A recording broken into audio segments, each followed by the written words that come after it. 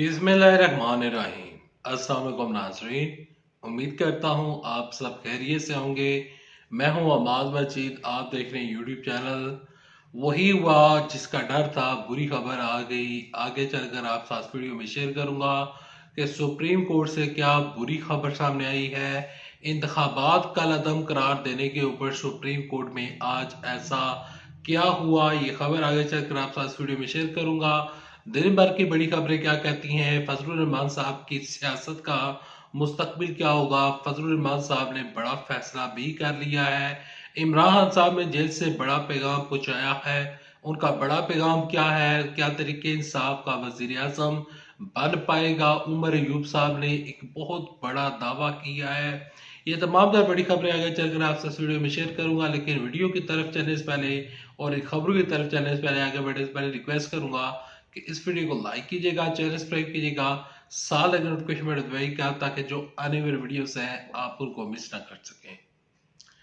कल जो उमर अयूब साहब हैं उन्होंने एक प्रेस कॉन्फ्रेंस की और प्रेस कॉन्फ्रेंस भी की और उसके बाद मीडिया पर आकर उन्होंने गुफ्तगू की। जो उनकी प्रेस कॉन्फ्रेंस थी, प्रेस कॉन्फ्रेंस में उमर अयूब साहब ने कहा कि आइंदा जो वजीर आजम होगा, क्योंकि इमरान साहब ने उमर अयूब साहब को वजीर आजम के नामजद किया है और उमर अयूब साहब अगर तहरीक इंसाफ का कोई वजीर आजम बन पाया तो वो उमर अयूब साहब होंगे। उमर अयूब साहब का ये दावा है और उनका ये कहना है कि मैं वजीर आजम क्या उम्मीदवार हूँ, तो मैं वजीर आजम बनने के लिए तमाम तर जितनी भी जमातें हैं उनसे वोट मांगूंगा। और उन्होंने ये भी कहा कि मैं पीपल्स पार्टी और मुस्लिम लीग नून से वोट नहीं मांगूंगा, बल्कि जो दीगर जमातें हैं उनसे वोट मांगूंगा। और उनका ये दावा है कि फॉर्म 45 के मुताबिक हमारे पास 180 सीटें मौजूद है।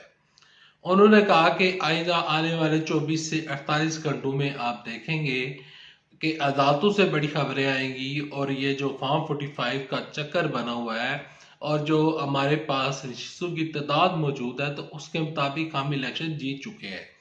हमें किसी भी दूसरी पार्टी के साथ इत्तेहाद करने की जरूरत नहीं है।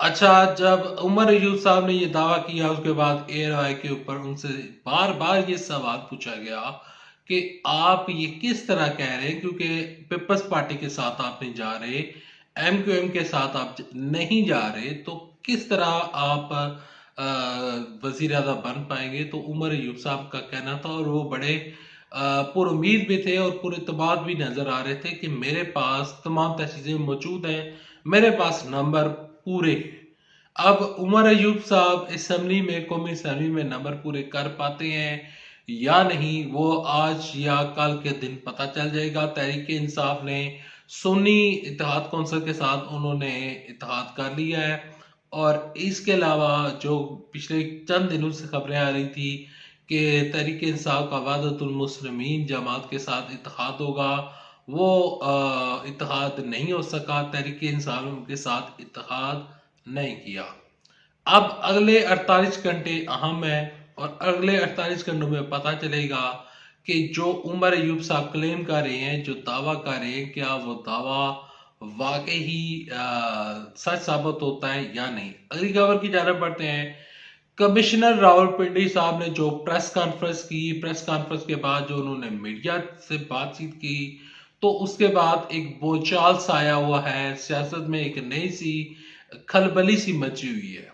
अच्छा, कमिश्नर रावलपिंडी साहब के जो इल्जामात थे वो तो आपको पता है, उसको दोहराने की जरूरत नहीं है, टाइम बहुत ज्यादा आपका ले लूंगा, तो बाकी खबरें भी शेयर करनी है। अच्छा, कमिश्नर रावलपिंडी के जो इल्जामात थे, तो अब खबर सामने आई है कि कमिश्नर रावलपिंडी के ऊपर मुकदमा दर्ज करने का हुक्म दे दिया गया है और उनके ऊपर मुकदमा दर्ज किया जाएगा। कौन सा मुकदमा दर्ज होगा, कैसा होगा, उस मुकदमे की नौयत क्या होगी, जो ही तफसीलात सामने आएगी इंशाल्लाह आपके साथ नेक्स्ट वीडियो में शेयर कर दूंगा।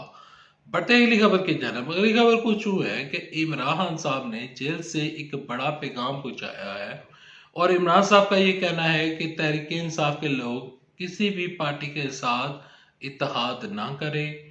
हमारी ये जो सियासत है, अगर हम किसी भी पार्टी के साथ इत्तेहाद करते हैं तो फिर हम चोरों के साथ मिलेंगे। वो कहते हैं पीपल्स पार्टी के साथ किसी किस्म का कोई इत्तेहाद ना किया जाए।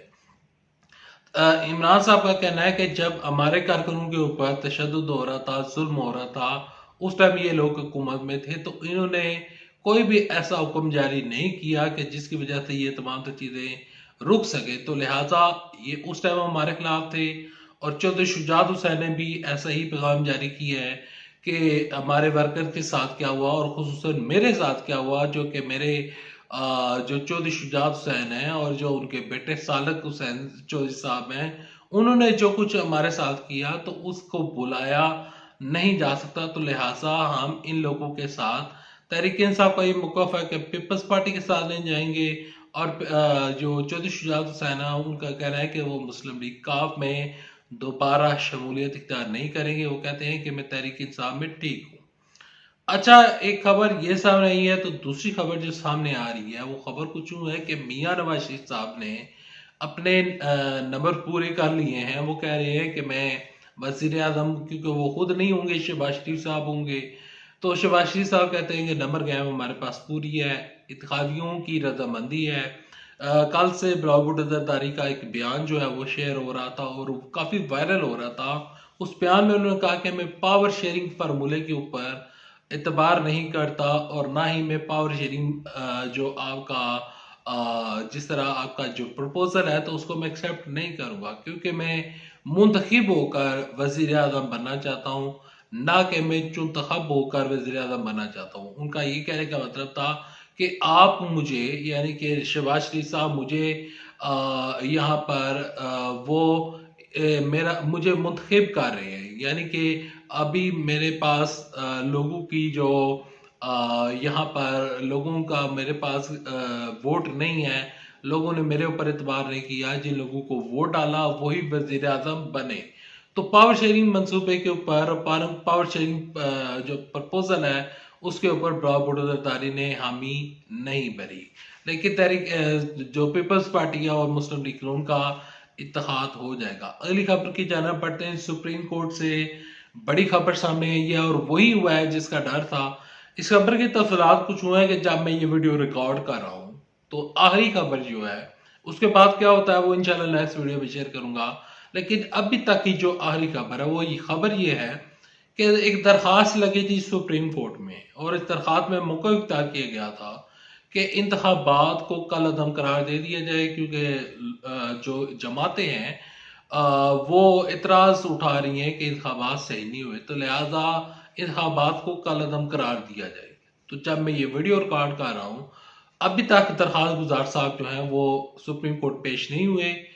दूसरी जानब से चीफ जस्टिस काजी फैसल साहब बरम नजर आए हैं।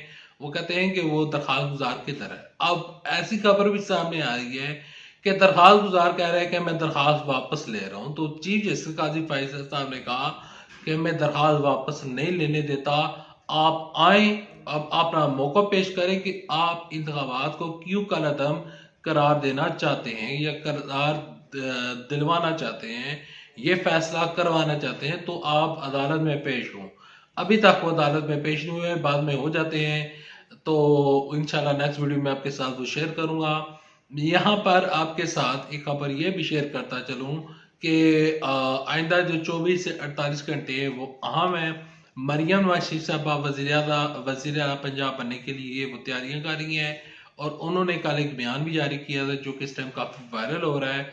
उनका ये कहना था कि कोई भी जो जितने भी ब्यूरोक्रेट्स हैं वो किसी के प्रेशर में ना आए। ब्यूरोक्रेट्स को मैं पूरा तहफ़्फ़ुज़ दूंगी और मैं उनकी सलामती के लिए अपना काम करूंगी और आइन और कानून के दायरे में रहकर उनके लिए काम किया जाएगा। खैर, अभी तक इतना ही। जून में मज़ीद खबरें आती हैं, इंशाल्लाह नेक्स्ट वीडियो में आपके साथ शेयर करूंगा। अल्लाह हाफिज़। पाकिस्तान जिंदाबाद। अफवाज पाकिस्तान जिंदाबाद। पाकिस्तान पाइंदाबाद।